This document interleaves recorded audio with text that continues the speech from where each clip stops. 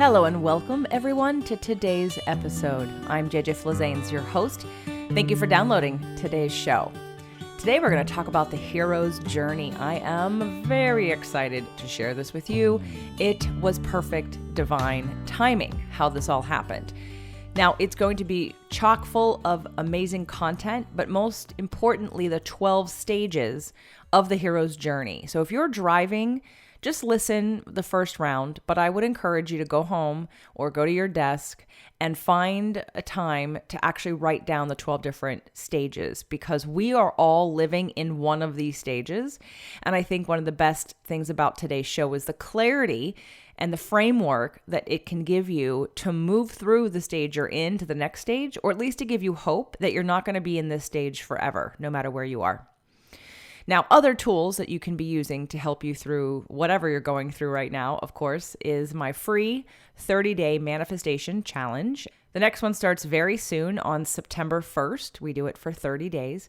And I will be letting people into the Facebook group. So if you've signed up and you're waiting in the wings, there are a bunch of you. You will be let in around the 20th of August to give you a good week to watch all the videos and get caught up to what you're doing. Listen to the instructions. That way you know how to handle the challenge. The manifestation challenge is really just a practice of getting yourself into alignment. Really simply put, that's all it is. The tools that you use to get there can be many. I provide a bunch of them, but you don't have to use any of them. The 30-day challenge is really to give you structure and to give you accountability to doing it. Now, we're not going to be able to make everyone accountable, but we offer a space to give you accountability if you so choose. And if you're not interested in being on the Facebook group for that, I do have another free webinar coming up. Most of you already have heard about it. It's September 5th. And it is at 5:30 p.m. Pacific time, 8:30 p.m. Eastern time. It's a one-time deal, and you get some bonus gifts if you show up live. And both of those things, well, you can find jjflazanes.com/30-day. Although if you just go to jjflazanes.com and look at free tools and resources, that will take you to the Manifestation Challenge. jjflazanes.com/events will take you to the webinar, okay? Or jjflazanes.com/manifesting. So whichever one you remember is the one that I want you to use. And I hope to see you at one of the two free events before or by September 5th. So let's dive into today's show. Sullivan Walden has been on the show before. In fact, she was on twice in season 2 of the Fit to Love podcast show. Now, I don't know if I've repurposed them on Spirit, Purpose, and Energy or not. So I'm just going to give you the places where you can most easily find her episodes. So it's the Fit to Love podcast. It has a new, beautiful blue outlined icon. It's not the old one, but anyway, it doesn't matter. It's the same show, but it's the Fit to Love podcast. And if you type in Fit to Love, for those of you that are not following that show, there are 3 different shows. So I just want to let you know it's the one with the blue. Okay, it's the one with it's mostly blue. So the first show she did was season 2, episode 11, The Hidden Meaning in Your Dreams. Again, that's season 2, episode 11, The Hidden Meaning in Your Dreams. And season 2, episode 113, How Your Dreams Can Give You Power. Again, that's season 2, episode 113, How Your Dreams Can Give You Power. Because she is a dream expert, and we don't talk about dreams as much as I would like to on today's show, but that's because we've covered it so extensively in these other 2 episodes. So what I would prefer, I would love for you to go back and listen to those 2 first and then listen to this one third. But if I've wet your whistle, so to speak, and you really want to hear the hero's journey first, go ahead and listen to this one. But I invite you to go back and listen to the other 2 as well. Sullivan Walden is on a mission to awaken the world to the power of dreams. She's a certified clinical hypnotherapist whose unique approach to dream therapy has been featured on national talk shows including Dr. Oz, Ricki Lake, The Real, Bethenny, Coast to Coast, and Hallmark's Home and Family. Her approach to dreams is both reverent and zany, which may account for why she's rumored to be the lovechild of Carl Jung and Lucille Ball.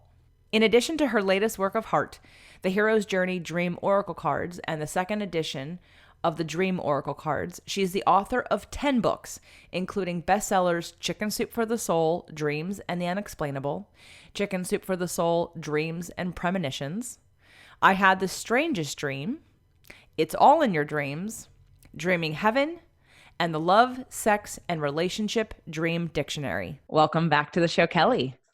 Thank you so much, JJ. What a pleasure and blessing and honor it is to be with you again, and a dream. It's so appropriate. For those of you who listen to the show for a while, Kelly's been on twice. We've had 2 other shows early on in the Fit to Love experience, and some of them have been repurposed and some of them haven't. But it's a treat for you today because most of you are going to get this episode, which is going to focus on the hero's journey. Mm. And I'm fascinated because it's not the first time I've heard about it or wanted to learn more about it. I've kind of walked the path a little bit, but I'm super excited to have you here to help explain, teach us, and take a little deeper dive into the hero's journey. So why don't we start with that, Kelly? What is the hero's journey? Oh, I'm so excited to talk about this. So the hero's journey, I didn't put this on the map. I just kind of borrowed this and blended it with dreams and created a hero's journey dream oracle deck for anyone who's saying she didn't write that. That's Joseph Campbell. Joseph Campbell is a 20th century scholar, mythologist, author, who is the one, he studied all kinds of myths from every culture. He's just just one of the wisest men who's ever lived. And he noticed that in all of the origin stories or mythological stories from all over the planet, every different kind of religion, they were all basically telling the exact same story, just with a few nuances and different types of characters and different colors reflecting the culture they came from. But he calls the hero's journey really the mono myth, because it's the one story that we all tell. And his opinion was that it's such an important story that we all tell all the time, whether we know it or not, is because it's the story of what it is to be human. And it's basically the story of a person. Usually it starts off as a young person, but that could be the young person even in an older person. It's usually a person that is embarking on a noble path of some kind, whether they deliberately seek it out or whether it's thrust upon them. Sometimes it starts off with their kingdom or the place they live in ruin and they're forced out, or they get inspired by something and they have to go out to another land, and they go out beyond their comfort zone, and they have difficulty crossing the threshold. Usually there's some challenges. They have to connect with some kind of a mentor, some higher being that knows more than they do, or somebody who's been there, done that. And as they cross the threshold and they end up in this foreign land, Joseph Campbell calls it the quote unquote special world. This is a place where all the familiarity of home sweet home is gone, and everything flips upside down. Everything you think you know is inverted, and there's the road of trials. You go about this, your life is fraught with difficulties, and you're like, hey, this was supposed to be fun. It was supposed to be great, but it's challenging, it's difficult.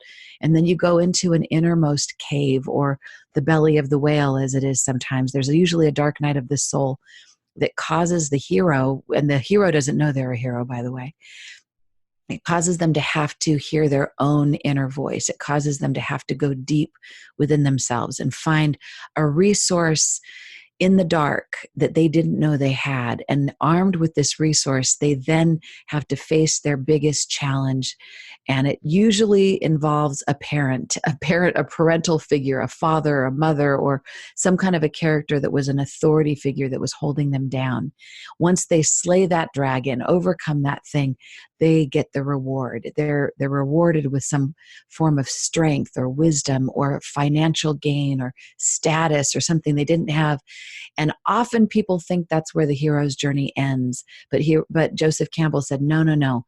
The hero's journey doesn't end until the hero brings their gift, their reward, their elixir home to the ordinary world, making the circle a complete loop, and then sharing what they learned with the people that were left back home, so that the whole tribe can then be empowered. Even if they don't go on the journey with them, everyone learns about this myth and this story, and they become empowered by it.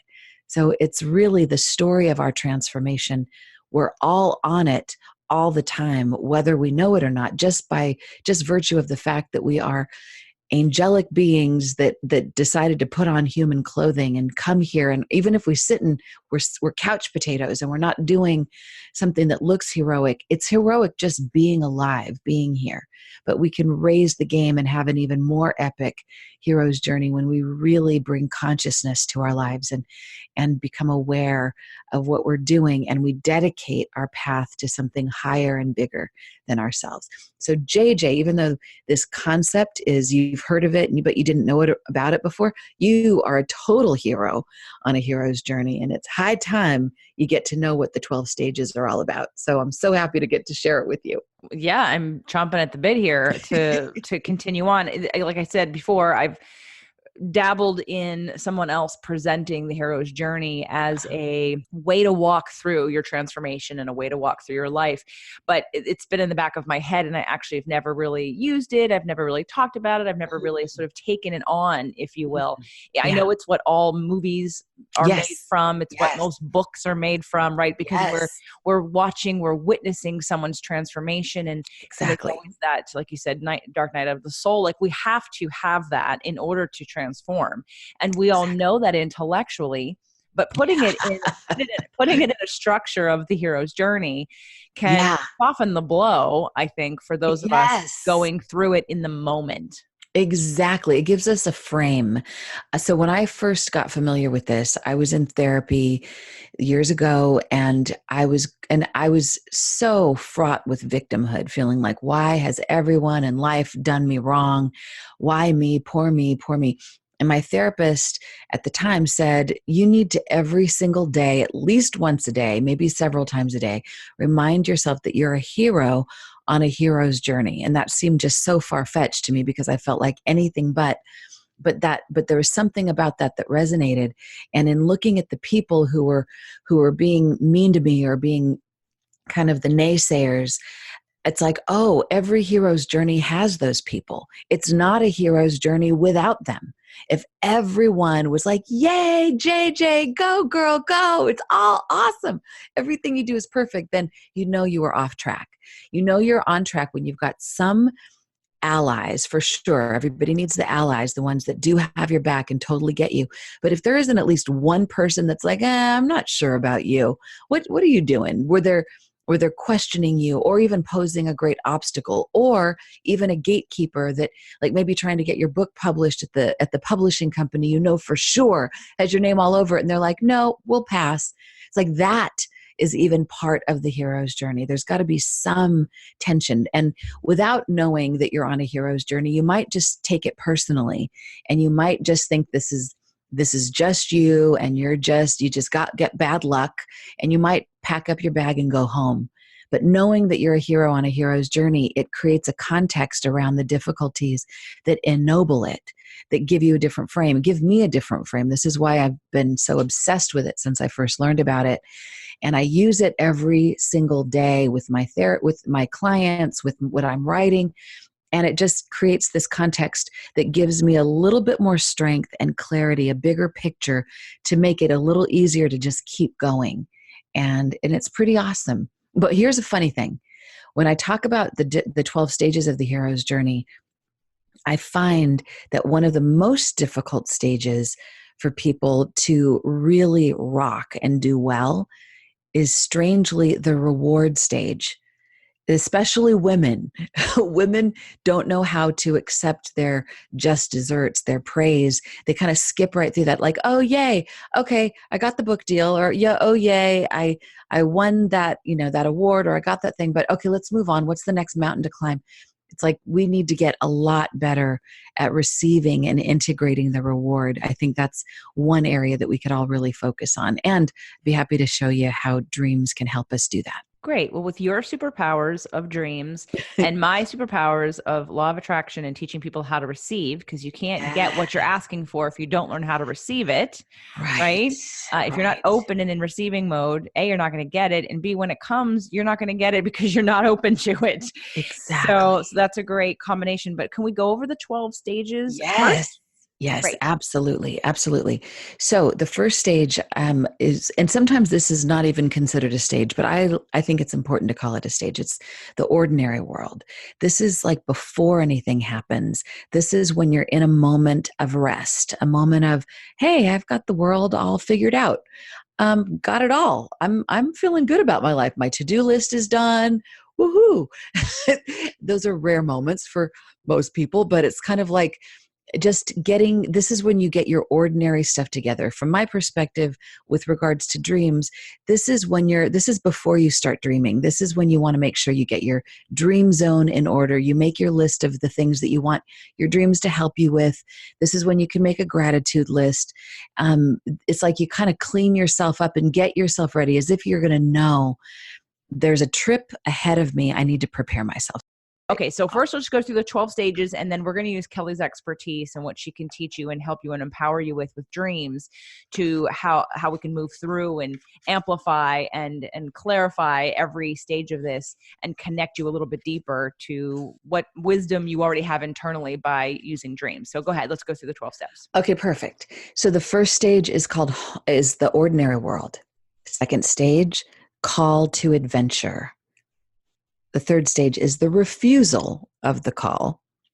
Stage 4 is meeting the mentor. Stage 5, crossing the threshold. Stage 6, the belly of the whale. And stage 7, the road of trials. Stage 8, the supreme ordeal, or I like to call it the supreme opportunity. Stage 9, the reward. Stage 10, the journey back. Stage 11, the resurrection. And stage 12, return with the elixir. So shall we elaborate a little about each one? Well, let's do both. Let's go back, and in each stage, we're going to elaborate about what it is and then how you work with people to utilize their dreams to help them with these stages. Great. So in the ordinary world, stage 1, this is where you just get your act together. This is before anything grand happens. It might seem like, oh, this is a boring stage, but it's not. There's lots to do. This is about getting yourself prepared. This is about cleaning up some of the, like maybe making some amends to people that you've been carrying around, or making a list of the things that you want to do. To me, with regards to dreaming, clear off your nightstand, put your dream journal on your bed, make it clear, make it easy, set a dream declaration before you go to sleep. These are very ordinary things you can do to make sure that you have good dreams and that your dreams are helping you on your hero's journey. So I'll move on to the call to adventure.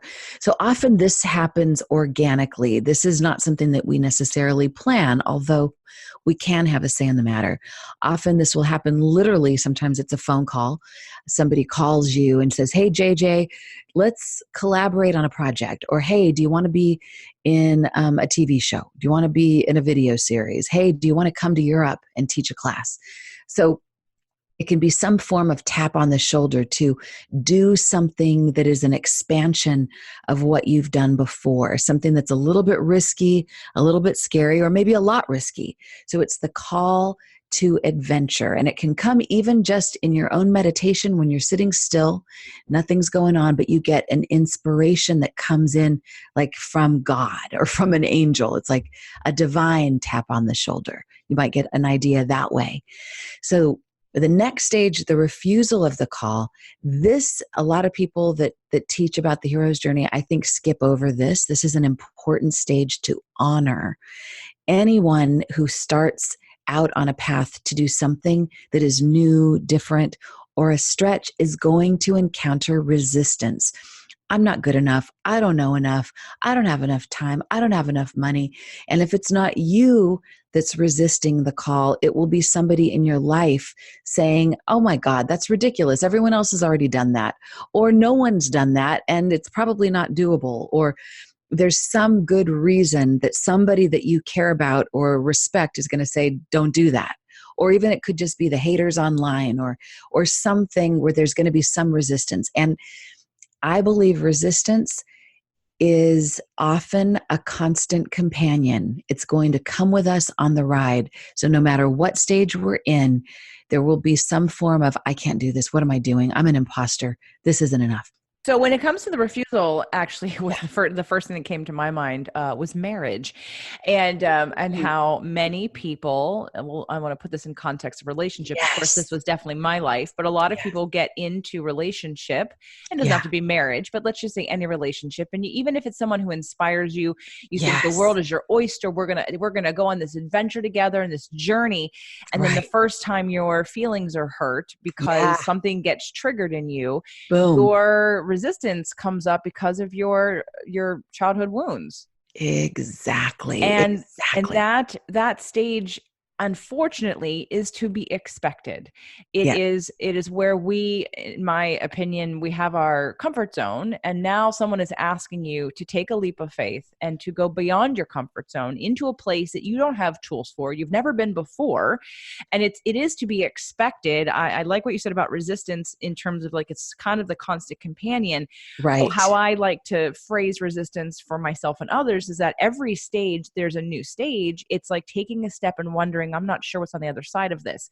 And we say lots of times, many people, I deal with a lot of law of attraction. Mm-hmm. I run a manifestation challenge. One's coming up very soon. Oh. And people ask, Ooh. like, it's so interesting, because I'll warn anyone who's going to be doing it. And those of you that have done this, you know this. When you say, yes, I want to change my life, and you take that step forward, sometimes Mm. life goes, okay, here you go.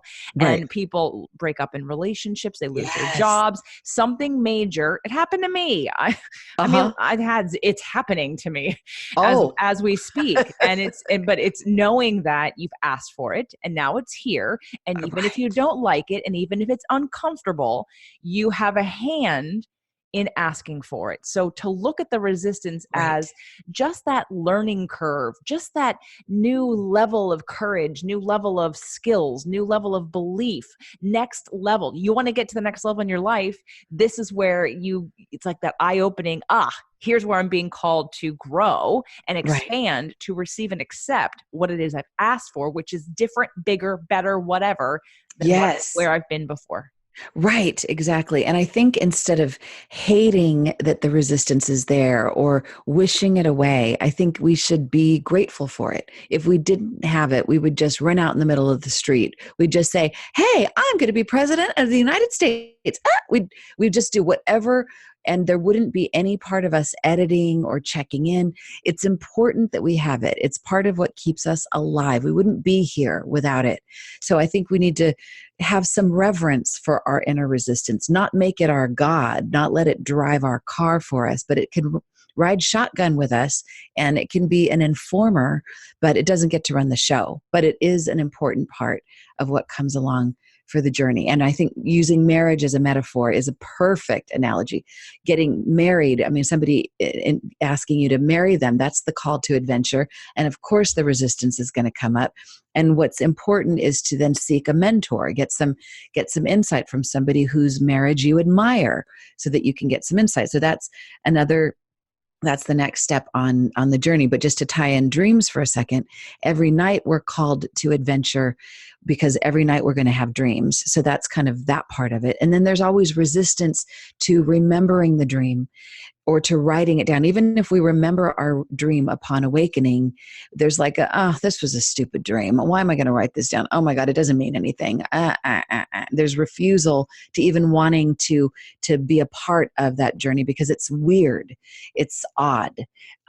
Okay, so we get a mentor, and often the mentor can be a higher part of ourselves, or it can be somebody that we lock arms with metaphysically or physically to help make like for you, JJ, for people that are wanting to manifest beyond their comfort zone, to talk to you and have you along with them for the ride is very smart.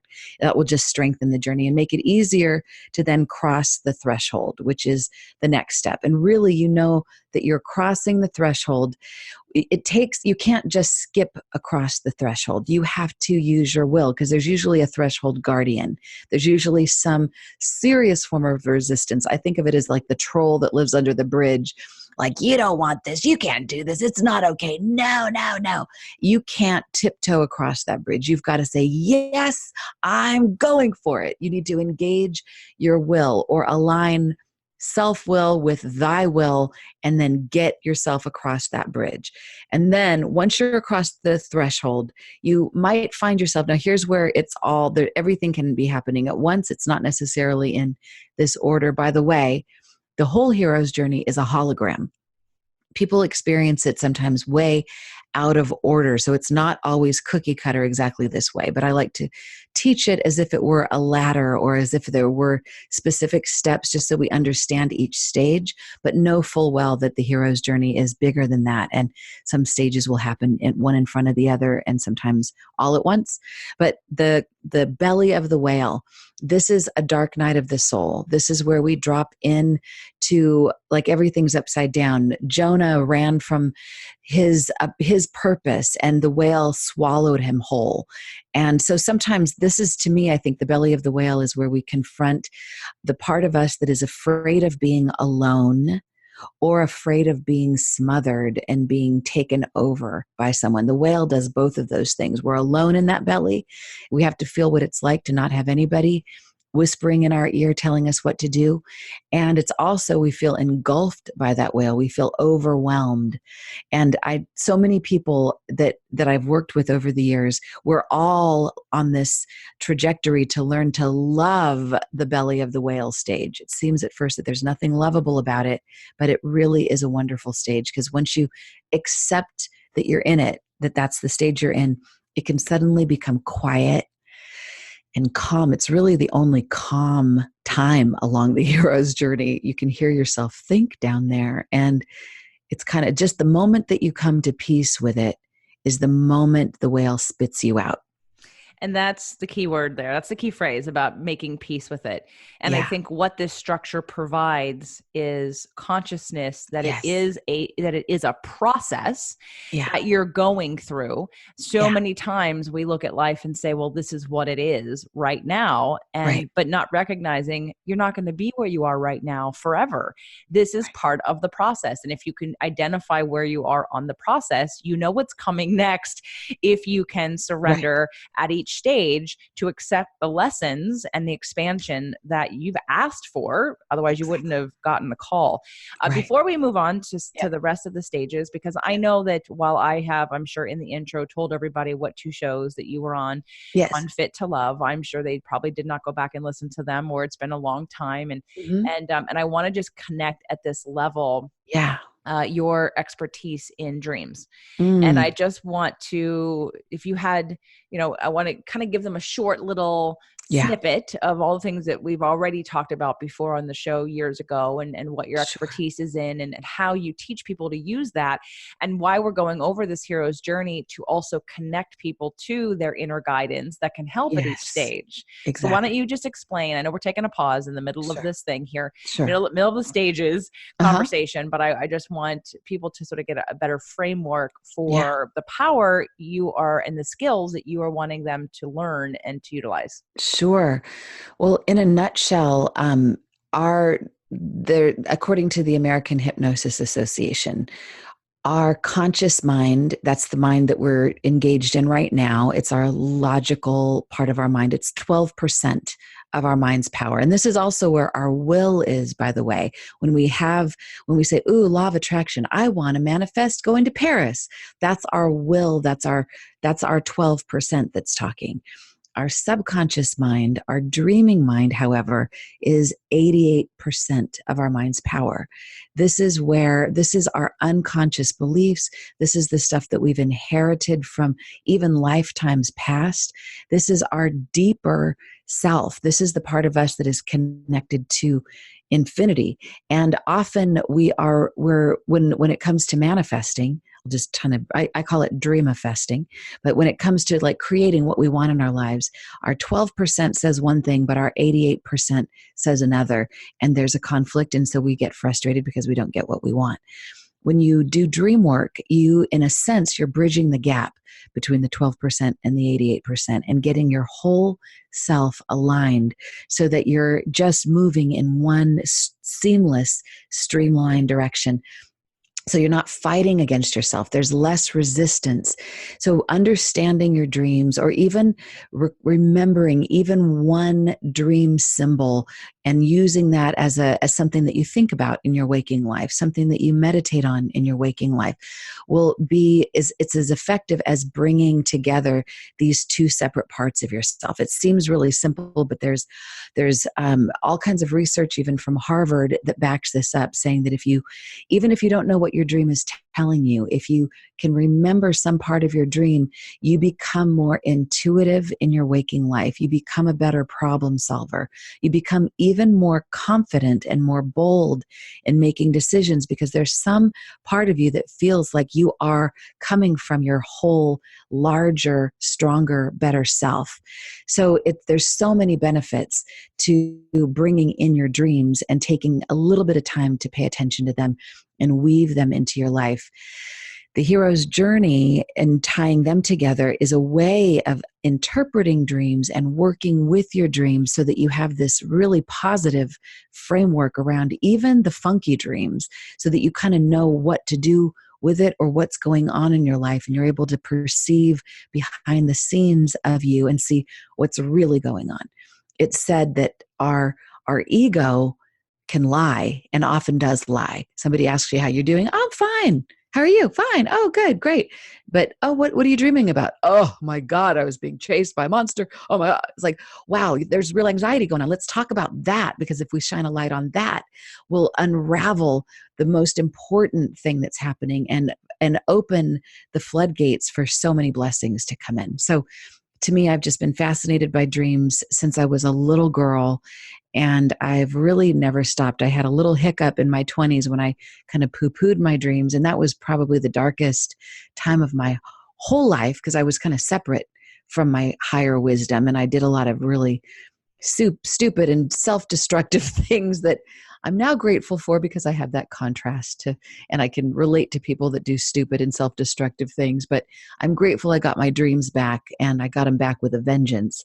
And now I'm really committed to helping people pay attention to their dreams and to decode their dreams and work with them in their waking lives.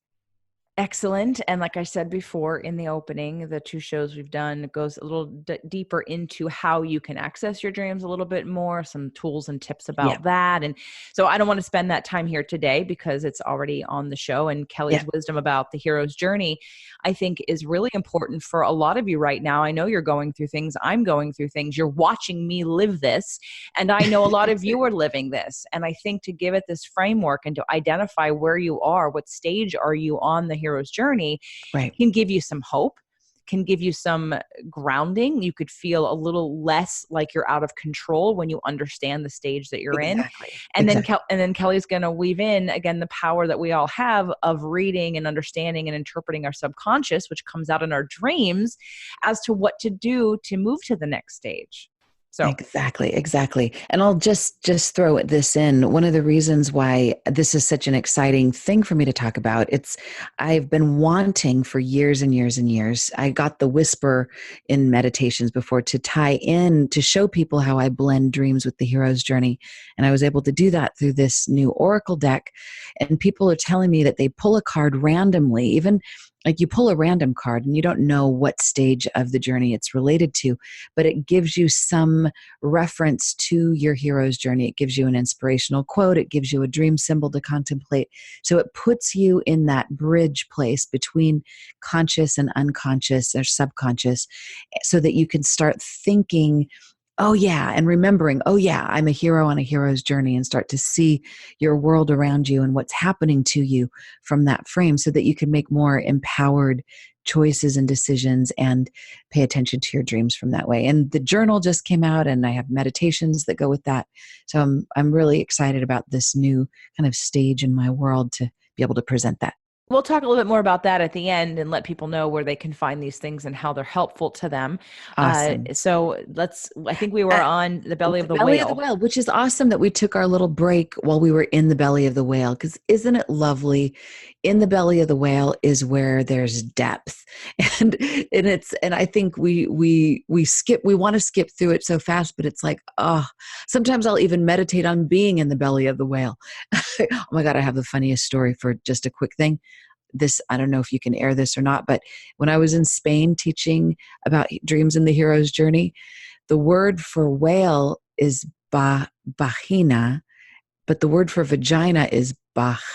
It's like bahana. Anyway, the women in the workshop were laughing at me because I kept talking about being in the belly of your vagina or the whale of your vagina. And they were like, what does that mean? I don't get it. So anyway.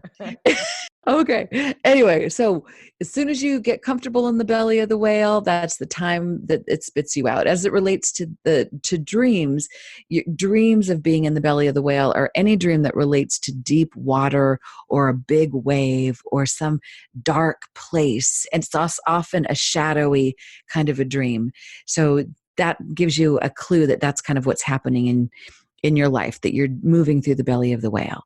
And then there's the road of trials.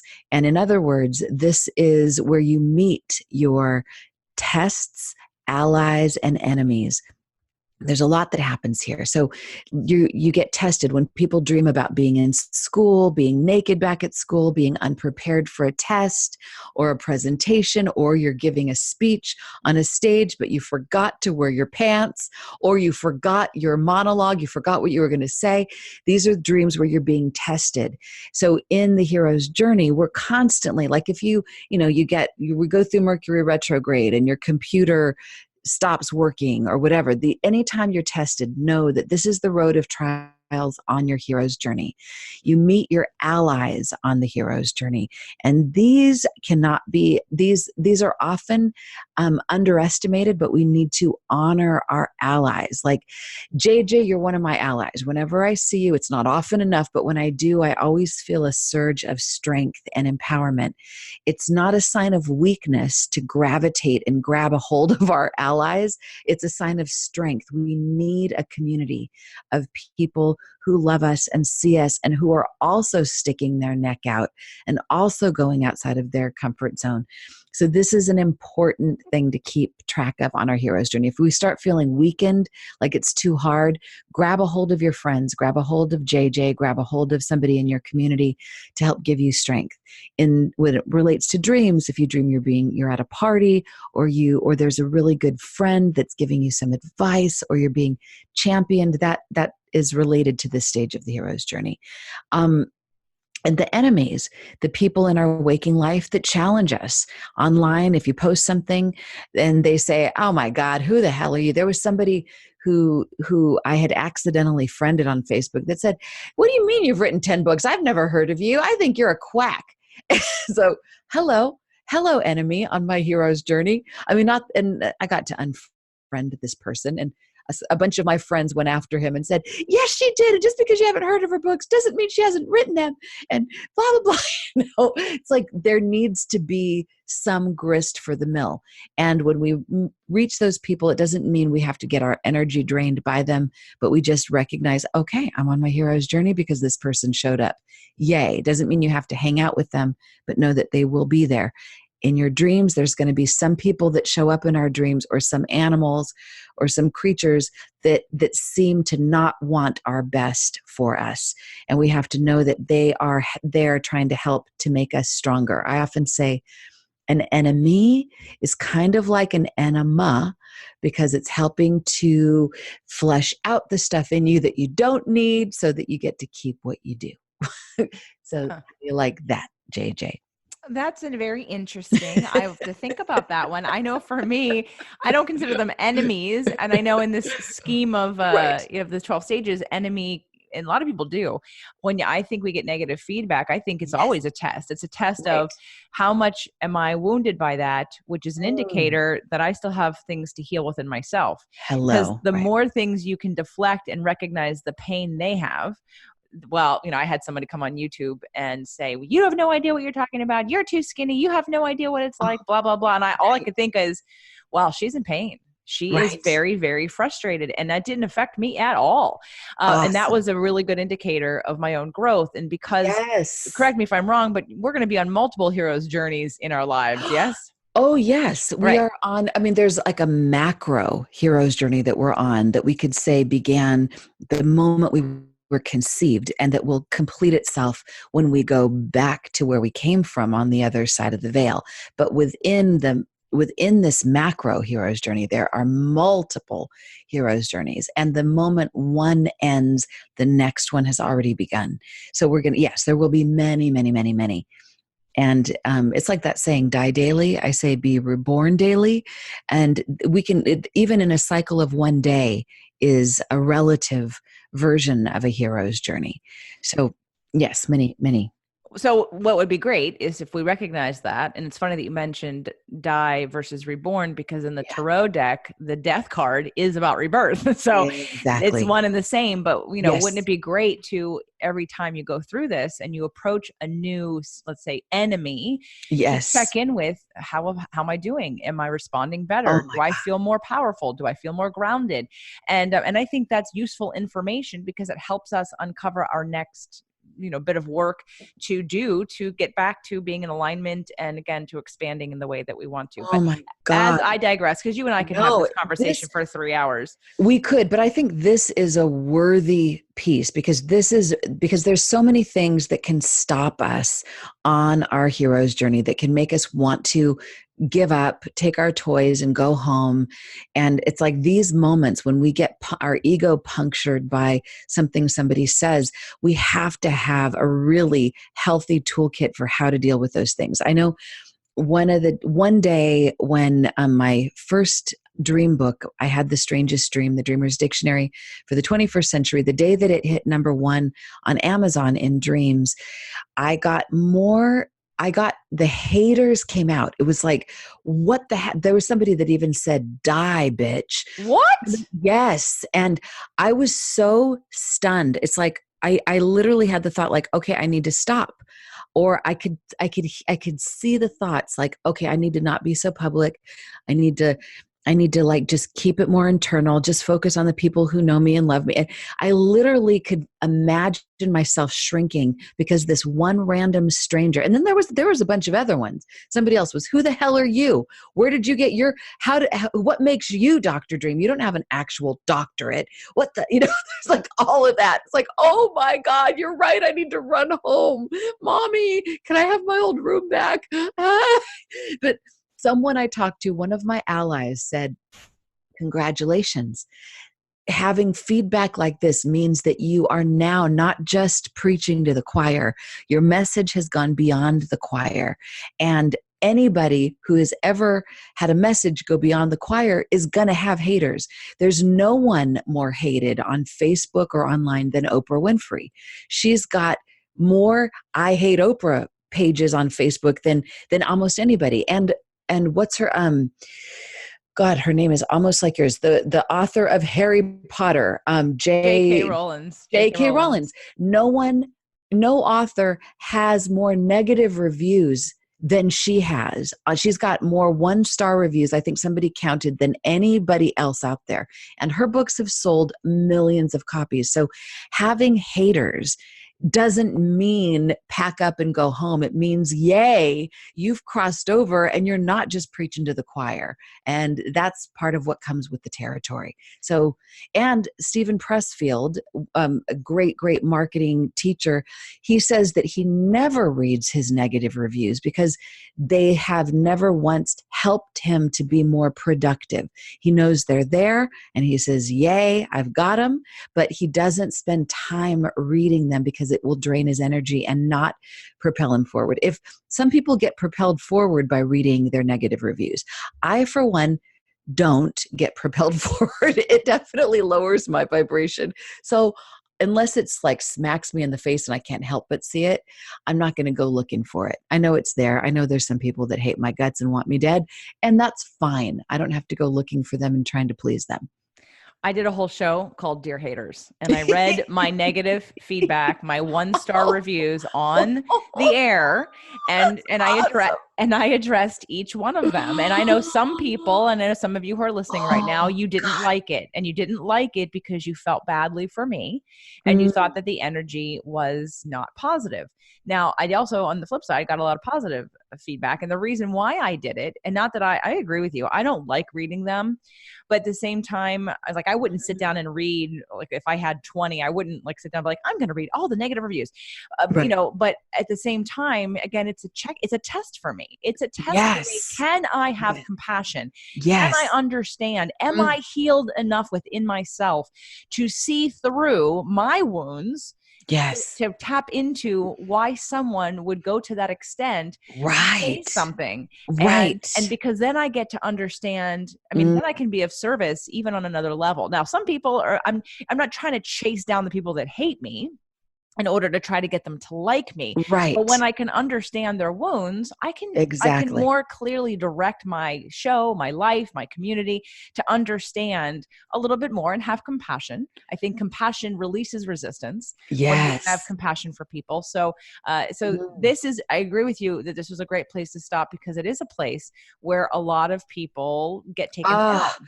Oh my God, I'm so proud of you for doing that. That is amazing. I mean, if you can shine a bright, bright light on those things and do something creative with it, which you did, then I think that is the ultimate alchemy. And alchemy is a big part of the hero's journey, transforming those things that might have in the past hurt you or slowed you down, doing something so creative with it that it actually propels you and makes you more transparent, makes you more open. I love you even more knowing that you did that, JJ. It's like, my heart feels even more connected to you. It makes me trust you, makes me love you even more. I remember seeing Lady Gaga perform for something. It might have been the Grammys one year or whatever it was. And in the background of her performance was not every, but a bunch of the things that haters have said to her. So there was one thing that said, you're fat. Another one said, you're ugly. You've got a big nose.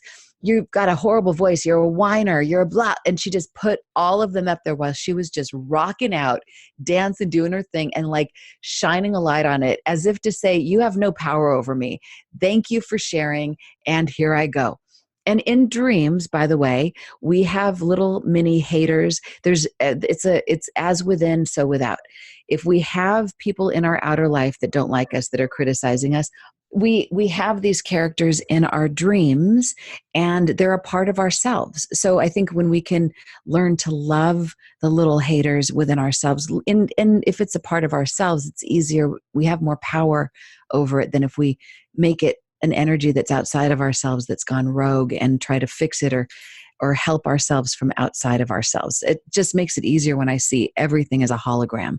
It's all me. So I have to just up level my self-love and do something creative with what they're saying. So, and I love Candace Bergen did something where somebody called her on Instagram a white ass honky ho. And she made a t-shirt, white ass honky ho. And I think she even changed her screen name to old ass honky ho. Oh my God. That's hilarious. Hilarious. So yeah, let's turn it into art. Anyway, so that's one of the things that we can do about this. So moving on. Well, hold on. Yeah. Are we at number 6 right now? Are we still in the belly of the whale? Or are we in the road? We're no, number that 7. was the road of trials. That's okay. And the road of trials has a lot of stages within that stage. And then including now there's this supreme ordeal. And often people are like, oh my God, when does it get fun? This hero's journey is difficult. It's hard. And it is. It's not for the wimps. It's for, even though we're all on it, to be on a really hardcore, intense hero's journey to manifest outside of what formerly has been our comfort zone. It's difficult.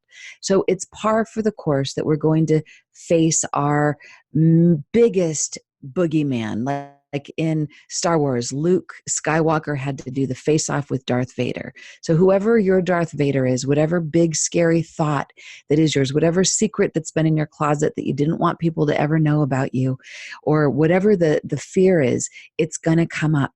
And when it comes up, be armed and be prepared for it. Know that it's there. Shine all your light on it. Bring on your archangels. In dreams, this is the one that you swear is trying to kill you, and you're running, or it's a big tiger that's about to leap on you. Whatever it is, know that this is also part of your hero's journey, whether in your waking life or in dreams. And my formula for how to address this and how to alchemize it is fear, FEAR. Face it, embrace it, ace it, and replace it. To me, that's the formula for how to relatively quickly create some alchemy, turn the funky stuff into gold that can add fuel to our hero's journey. Love it. Yeah. So then if we can successfully do that, and we know that we've done it when we're no longer terrified by the thing that was chasing us, when we've turned it into our ally and it's now on our side, then yay, we come upon the reward. Finally, this is the reward stage. You know that you're in this stage if you're dreaming about cake or presents or an award that somebody's granting you or a standing ovation, or you're flying. One of these awesome dreams, or you're making love with someone and it's just sublime, and it's like you're communing with the angels. Whatever it is, those are the dreams that kind of mark this stage of the hero's journey. In our waking life, it's when you get recognized for something, you get the book deal, you get on Oprah, you meet the guy, you get married. If you're like going back to our marriage metaphor, we could say that this is when you go through all the different trials of, oh my God, what dress am I going to wear? What's the venue? It canceled. Finally, you get married and it all comes together and there's all these gifts and it's happy and it's like, oh my God, it was so worth it.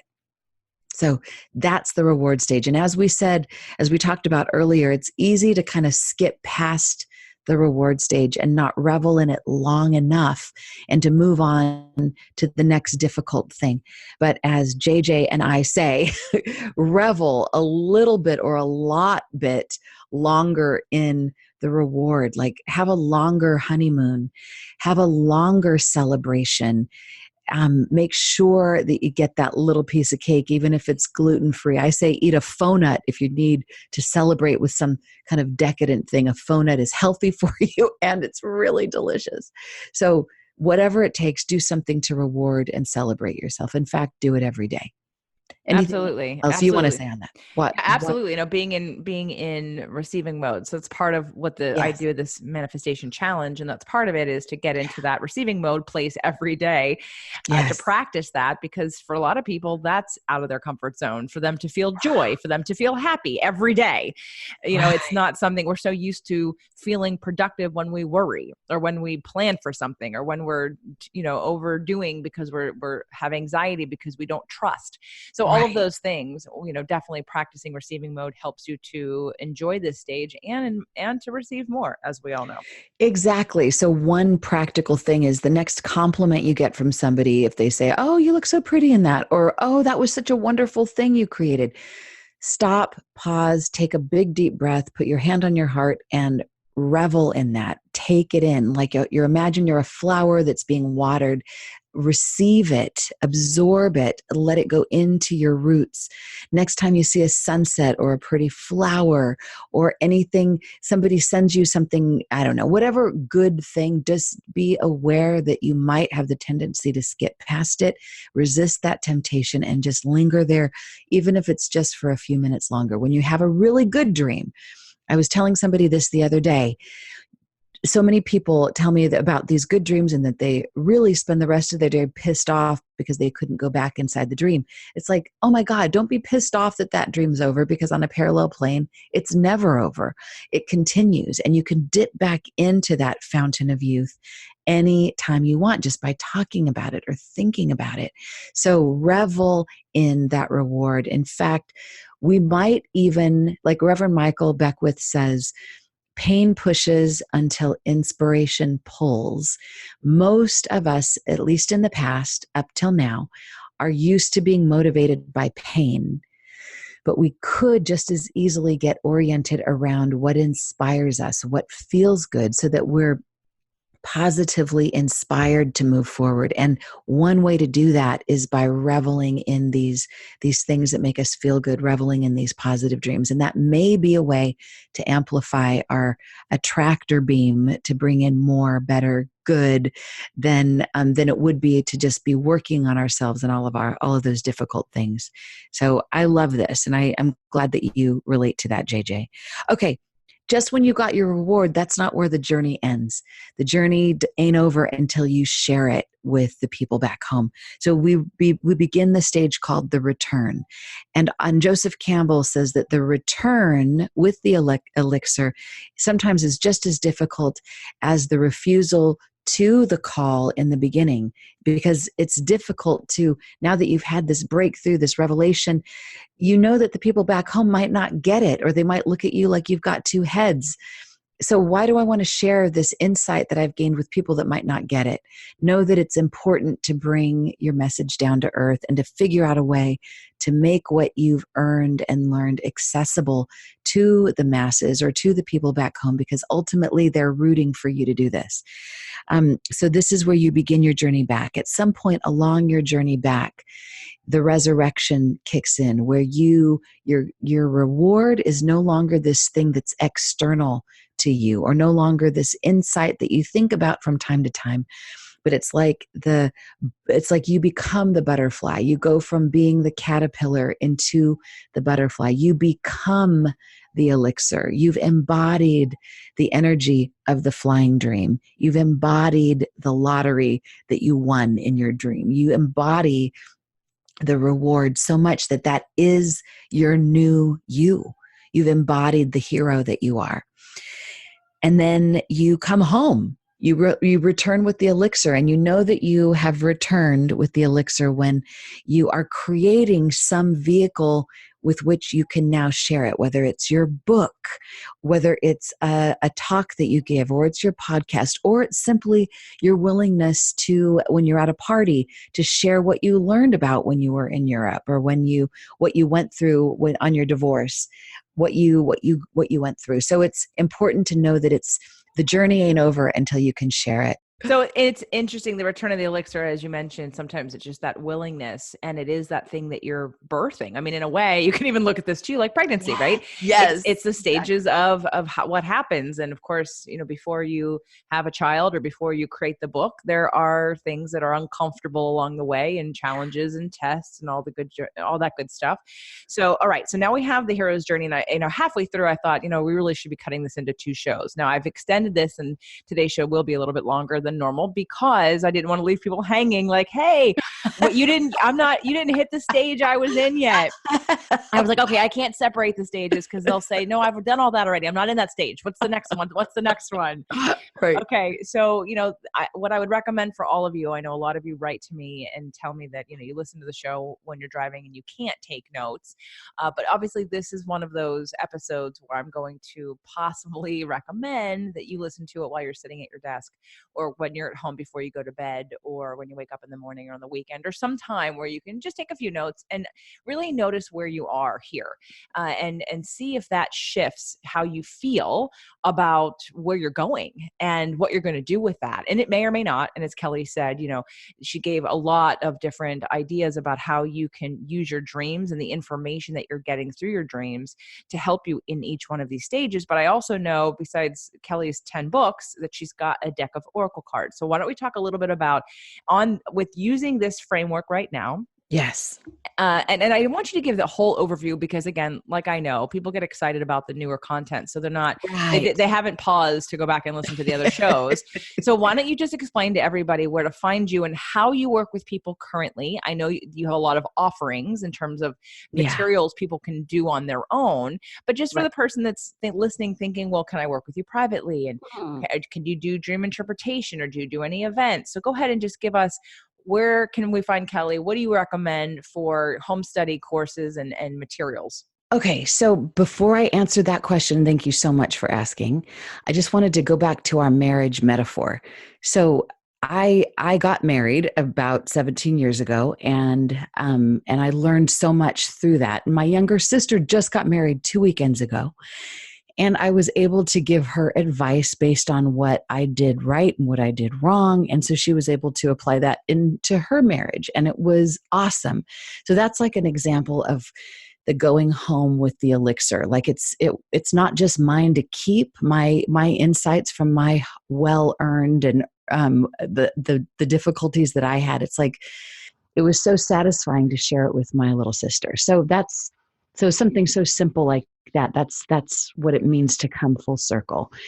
Okay. And every book that I've written is also kind of, we could say, the culmination of a particular lap around the hero's journey.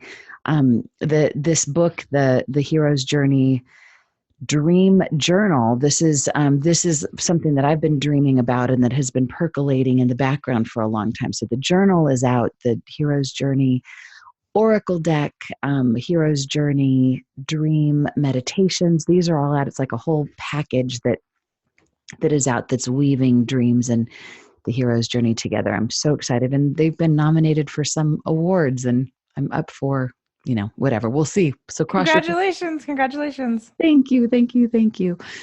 And let's see, other books. I mean, I've got 2 Chicken Soup for the Soul books that I'm really excited about as well. One's called Dreams and Premonitions. Another one is Dreams and the Unexplainable.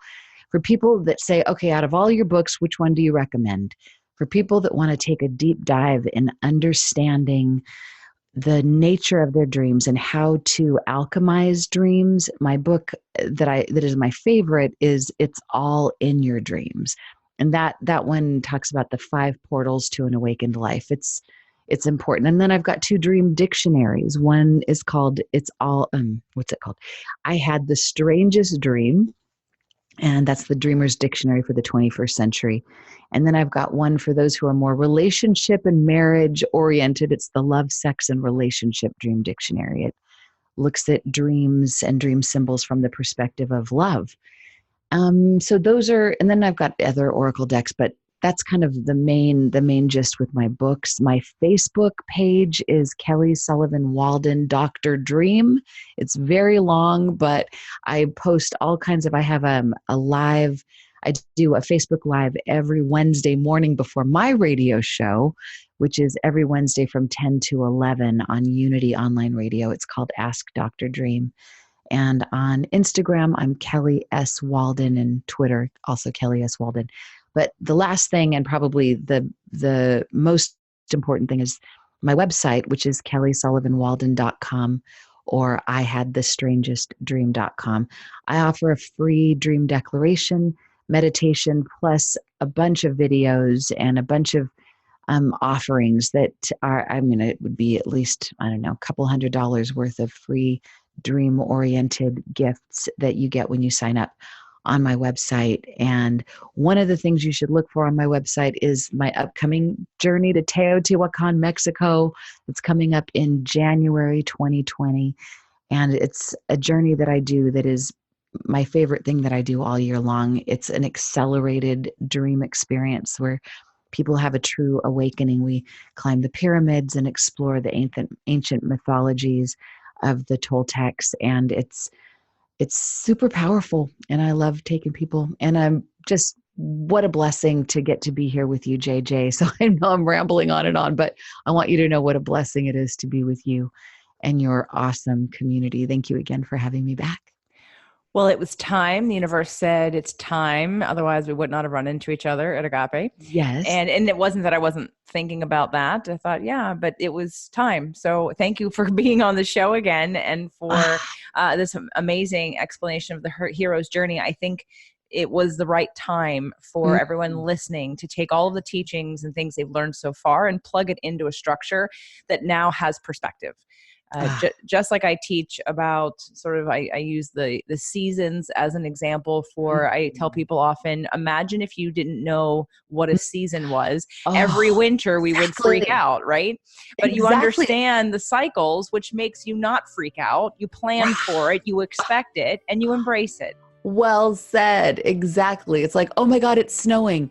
Oh my God, we're never going to have heat again. Right. Oh my God, this is it. And it's only happening to me. Right. Right. So, right. So this is a really great exercise, and I hope everyone will go check out all of Kelly's stuff and see what calls to you, kellysullivanwalden.com. And again, Kelly, I just think you're amazing. And I know we've been connected for a long time. So hopefully our paths will cross sooner than later. And I appreciate again that you took the time to be on the show today. Thank you. Oh, you're such a blessing. Thank you so much, JJ. Best of luck and to you and all of your community members. And I'm so, so, so grateful. So sweet dreams to everybody. Thank you.